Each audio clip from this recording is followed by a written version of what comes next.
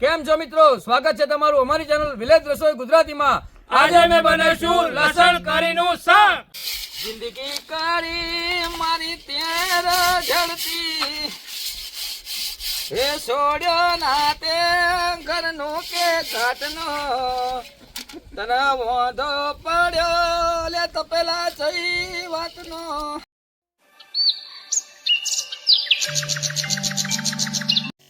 તો મિત્રો આપણે સૌ પ્રથમ આ લસણની કરીને ફોલી લઈશું.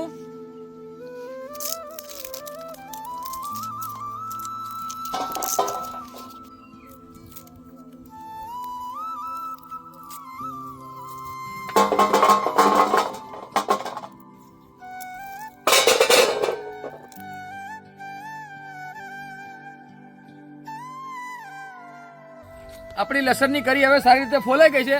તો સૌ પ્રથમ આપણે એને પહેલા બાફી લઈશું.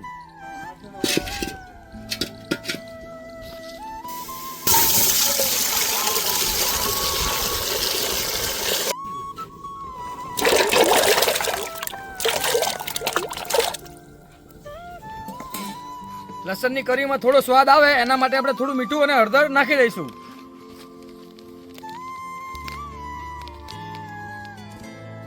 મીઠું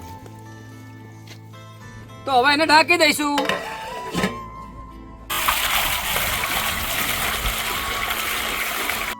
આપણું લસણ બફાય ત્યાં સુધી આપણે આ લીલા શાકભાજીને ધોઈ નાખશું.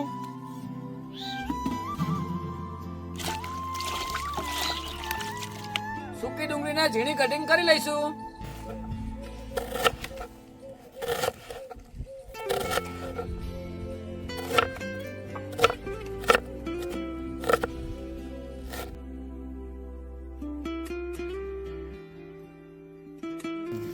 આદુને સારી રીતે છોલી લઈશું.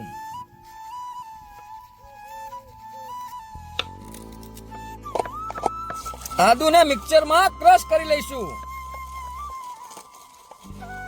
લીલા મરચા કટિંગ કરી લઈશું.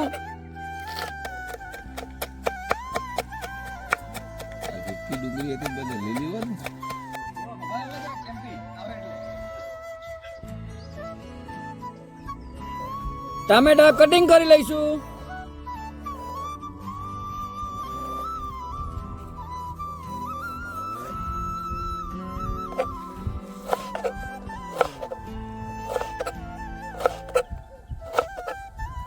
વખતે એમ લાગે ના ખવડાવવા કોક નમાઈ ગયું આપણે જે કરતા હોય.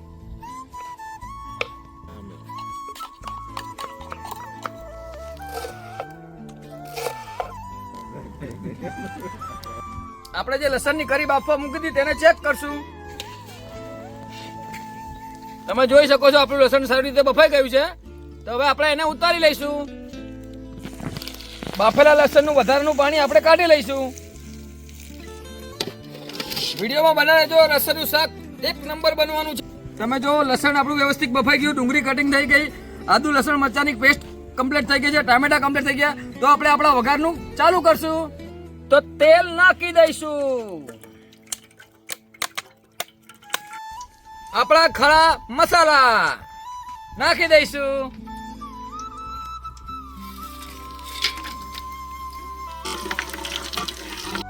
સૂકી ડુંગળી નાખી દઈશું.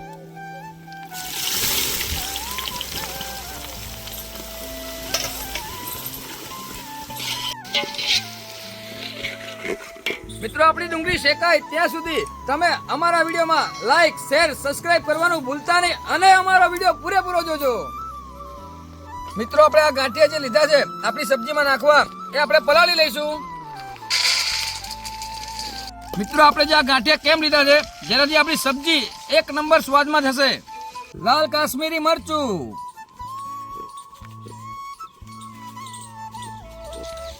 ધાણા જીરું, હળદર,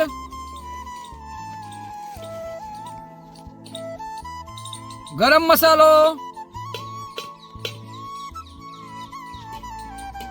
મીઠું, પાણીમાં પલાળી લઈશું.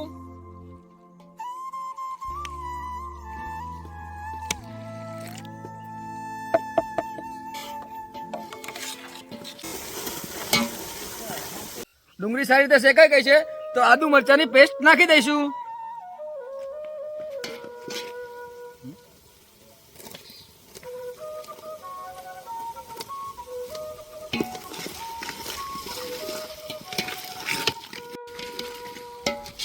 ટામેટા નાખી દઈશું.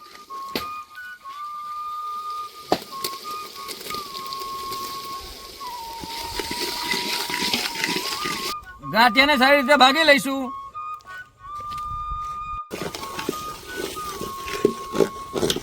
આપણી ગ્રેવી કમ્પ્લીટ થઈ ગઈ છે તો આપણે જે સૂકો મસાલો ભર્યો હતો એને આપણે નાખી દઈશું.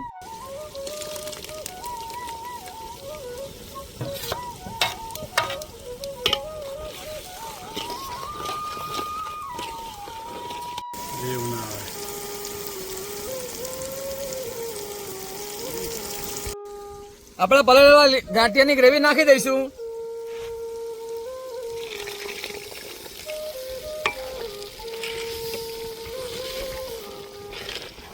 થોડું પાણી ઉમેરશું.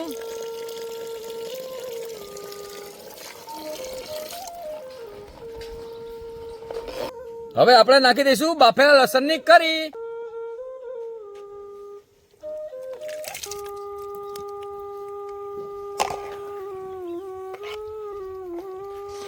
લીલા ધાણા નાખી દઈશું.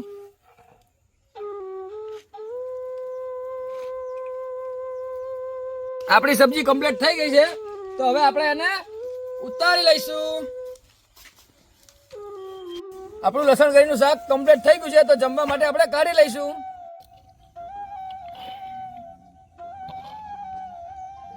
લસણ કરીનું શાક જોરદાર.